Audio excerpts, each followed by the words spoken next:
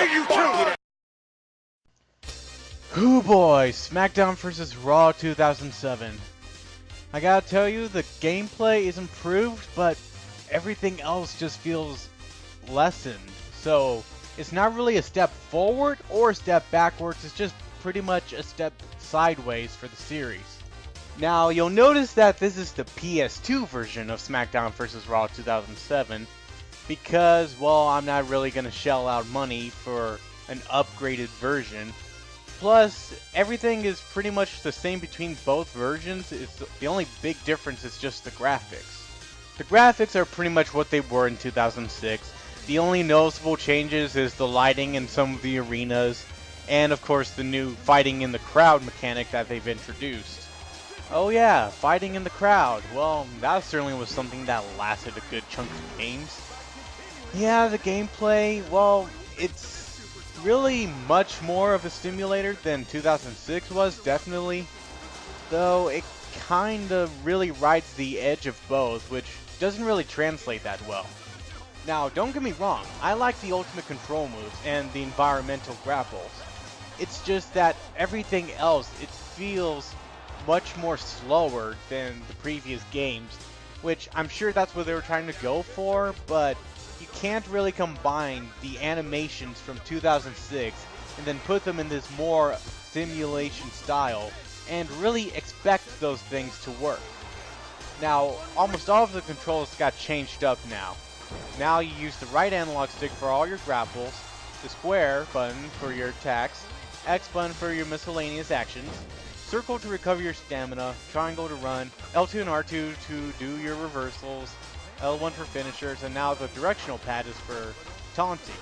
But you can change those controls in the options if you feel more comfortable with the older style. As I mentioned earlier, you can now fight in the crowd, which you do by Irish whipping your opponent to the top right barricade corner, and then grappling them to knock them over, or you can just hop over by pressing the X button. And basically it's just a way to grab different weapons and use them against your opponent, and interact with the fans to gain your momentum meter, but it's not really anything groundbreaking. It's just a little added bonus to environmental grappling. And I should talk a little bit more about the ultimate controls since I actually like those.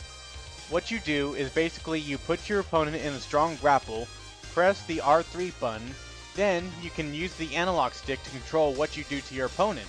And depending on where you are, the different grapple move you do has a different effect.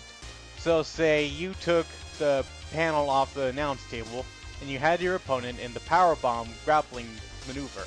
You could actually powerbomb them into the announce table without having to climb up on the announce table to do it manually. It just does it all for you. You can also do it in Hell in a Cell, in specific areas in the ring, and you can actually use it on a ladder where you put the ladder on the ground, you drag your opponent while they're on the ground to the ladder, and then you just smack the crap out of them with it. That was actually pretty fun. But other than all of that, everything else is essentially the same. The only big differences I can think of are just added bonuses to General Manager mode and different storylines for Season mode, but oh my god, Season mode, what the fuck have they done to you? Now, if you came into this game expecting a pretty good season mode like in 2006, boy, you have another thing coming. Not only do you have to deal with so many long, stupid loading screens, but the storylines just feel weak.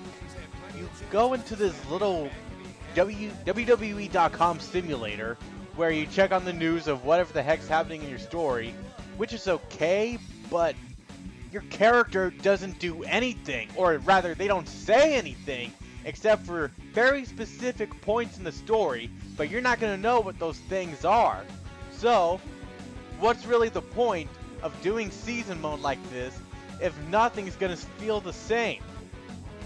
The only notable thing I can talk about from story mode is this one specific scene that actually contributed to something the fans called the Undertaker curse. Now, I didn't mention this in my 2006 video because I've been trying to save it up for this one. Okay, basically the deal is with the Undertaker curse. Back when SmackDown vs. Raw 2006 was released, Eddie Guerrero passed away.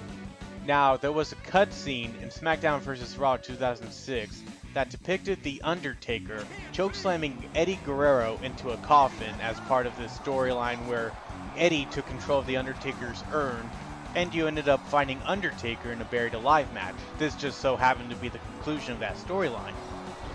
But when SmackDown vs. Raw 2007 came out, there was a cutscene that didn't get that much attention until 6 months later. Here's what it is. I'm sick of you ducking me, Undertaker! You know I'm the most dominant superstar in SmackDown, and you know you can't prove me wrong! You think I'm afraid of you, little man? I can't count the number of superstars who have tested themselves against the dead man and come up short. If you insist on making this mistake, then your grieving family will have no one to blame but you when the inevitable occurs.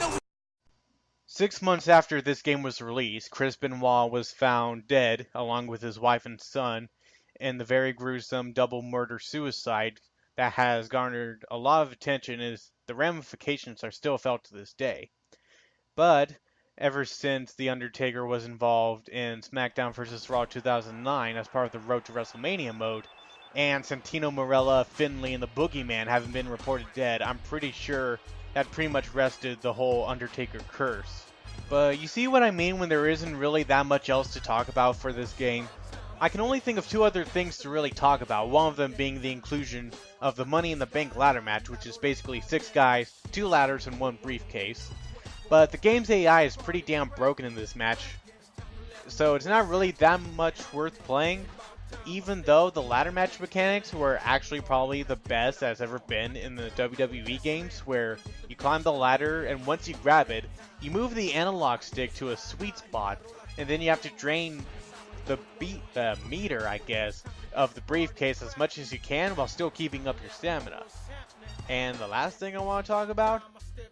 Well, I hope you love cheesy voice acting! Tonight, I want you in a cage match! And tonight, I want you in a cage match! And tonight, I want you in a cage match! And tonight, I want you in a cage match! And tonight, I want you in a cage match! Certainly motivates you to create a superstar, doesn't it?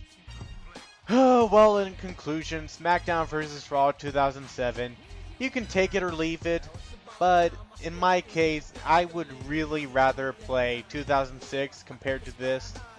But believe me, I would rather play 2007 than 2008. Get ready for the worst game in this series. This is RandoChris saying, I am not kidding! SmackDown vs. Raw 2008 is garbage!